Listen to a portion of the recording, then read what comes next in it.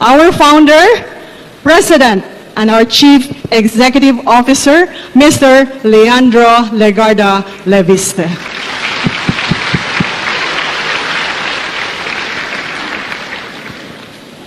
Mr. President, Secretary Cusi, Director General Plaza, Administrator Masungsong, President Benavides, guests from government, private sector, civil society, mga kababayan, mga kaigsoon, maayong hapon kaninyong tanan. Nagtuon ko og gamay nga binisaya, kadtong nakauban ko si Mayor Duterte sa Davao og 2013. Ipinagbilin ako ng aking ina na mag-OJT kay Mayor Duterte. Nung nagkita kami, niyaya naman ako ni Mayor Duterte na sumakay sa kanyang taxi. Magpatrol daw kami ng Davao at manghuli ng kriminal. Sa buong Pilipinas, wala akong nakilalang leader na may tapang at malasakit katulad ni Mayor Duterte. Kaya naitanong ko, Mayor, you've done so much for Davao. Why haven't you run for national office? Kanyang sagot, the country is not ready. Many events have since transpired, and the rest, as they say, is history. Today, we are so grateful that President Duterte answered the call to run in the 2016 elections to bring change to the Philippines. And we are so humbled, Mr. President, that you have made a visit to our factory to bring attention to one of the greatest problems of our economy, the lack of manufacturing due to the expensive cost of electricity. We decided to set up this factory last year, inspired by President Duterte's push for industrialization and lower electricity rates. For years, the Philippines had the most expensive electricity in Asia, and no existing technology, whether fossil fuel or renewable, could solve this problem. Only a new and improved technology could radically lower the cost of power. Meron po kaming nabasa sa internet na sabi ni President Duterte, as is on the screen, solar is becoming cheaper now. It used to be very expensive, and now the price is diving. Mr. President, it is wonderful to know that you have been monitoring the trends of the solar industry. And we are pleased to inform you that since you made those remarks in May of 2016, the cost of panels from this facility is in fact now 40% lower than the imported panel price at that time. This is made possible by the expertise of Filipino engineers who used to work for a US solar company that shut down 2 of its factories last year and are now our employees. If we can ask the solar manufacturing employees to please stand up and be recognized.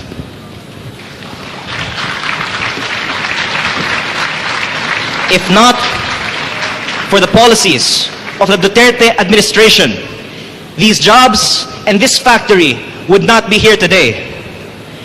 Mas magaling pa ang mga Pilipino kaysa sa mga ibang bansa. And that is not just a statement. Napapatunayan yan kasi ang mga Chinese mismo sa factory na ito nagpapagawa ng solar panel sa Pilipino. Half of the output of this factory will be used for assembly with Chinese companies exporting to the US and Europe kasi pati ang Amerikano at ang European gusto po nila, sir, made in the Philippines. And this is a testament to the international community's confidence in the Philippines under President Duterte. For years, inuuna po ng mga Chinese and other manufacturers, Malaysia, Thailand, and Vietnam. Pero nung naupo si President Duterte, nagbago na ang paningin ng buong mundo sa manufacturing sa Pilipinas. And hopefully, within this term, will generate up to 500,000 jobs, both in manufacturing and in the installation of solar panels. Mr. President, We are here because we want to give back to our country.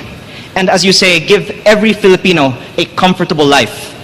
We measure our success not in terms of revenue or profit, but our contribution to the national development, especially the impact that we give to the poorest of the poor Filipinos. Thus, we are pleased to announce our latest offered price to the country's electric utilities, using panels manufactured here to supply the lowest cost in Philippine history. Whereas the cost of solar energy on this screen used to be $968 and then $869. And the average generation rate that Filipinos, rich and poor, are paying is 5 to 6 pesos per kilowatt hour. Binagsakan namin ho ang aming presyo at ibinigay na natin ang tubo to deliver consumers the lowest cost power in the history of the Philippines. Halos 3 piso na lang ang magiging singil ng henerasyon sa Pilipinas kung manggagaling po sa solar energy. And if our utilities will only listen to the new reality that fossil fuel is no longer a necessary evil, renewable energy is not only clean, is now reliable, but is most importantly the cheapest source of power. Applied to our country's entire demand, this will give the Philippines one of the lowest generation costs in the world, saving Filipinos 5 trillion pesos over 25 years, 200 billion pesos a year. So the average Filipino paying 3,000 pesos a month will only pay 2,000 pesos a month. Everyone will save 30% on their electric bills.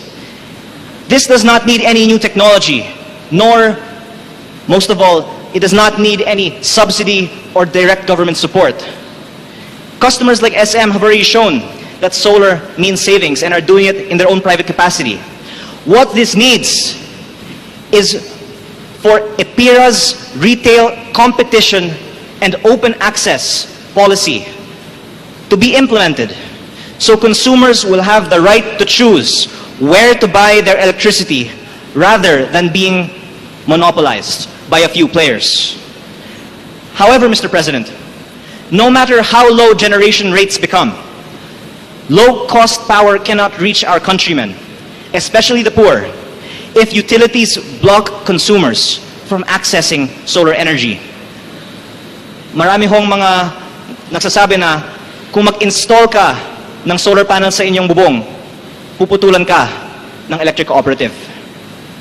Mura man ang generation, kung minomonopolize ang distribution, hindi ito mapapakinabangan ng karaniwang Pilipino.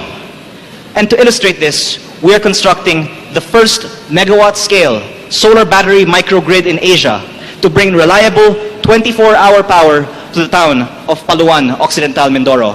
And we have a brief AVP to show about this town.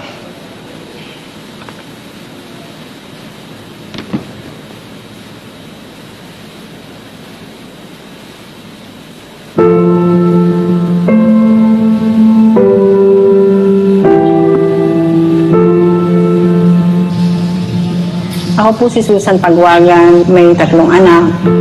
Ang power po namin dito, palaging nag-brown out. Hindi makapag-aral yung mga anak ko ng mabuti. Kapag gabi, gumagamit lang kami ng kandila. Yun po talaga ang hinahanap ng mga mamamayan dito na magkaroon ng continuous na ilaw kasi ang hirap ng walang kuryente. Nahihirapan kami para sa mga anak namin. Ako po si Melody Jane Dilara. Ako po yung teacher in charge dito po sa Katuray Minority School. Kapag ginamit na sa? Kapag po walang kuryente, hindi po comfortable yung mga bata, hindi po ganun ka-effective yung teaching and learning. Yung pong gamit namin ng technology, syempre po pagka walang kuryente, hindi rin po namin siya magamit ng maayos. Yun po ang situation namin.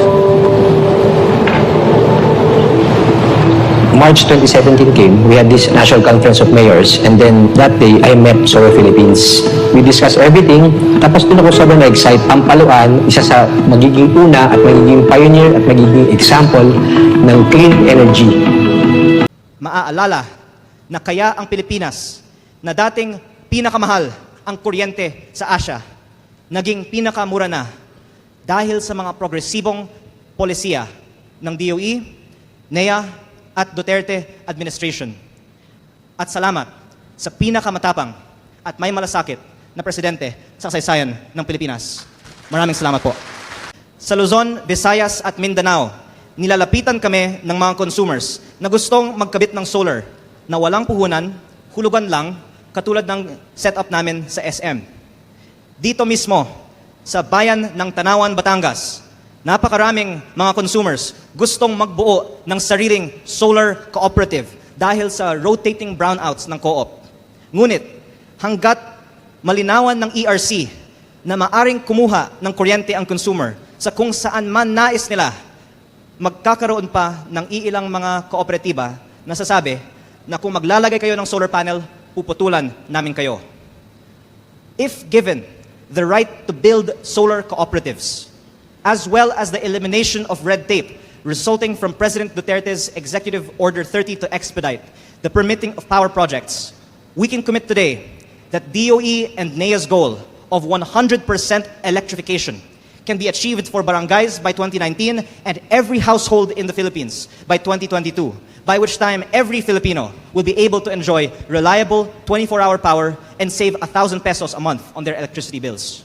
Sa pamamagitan ng factory na ito, bababa na ang presyo ng kuryente sa Pilipinas. Dadami ang magkakaroon ng trabaho sa mga pabrika. Mapapabilis ang pag-unlad ng Pilipinas at hanggang sa mga susunod na henerasyon.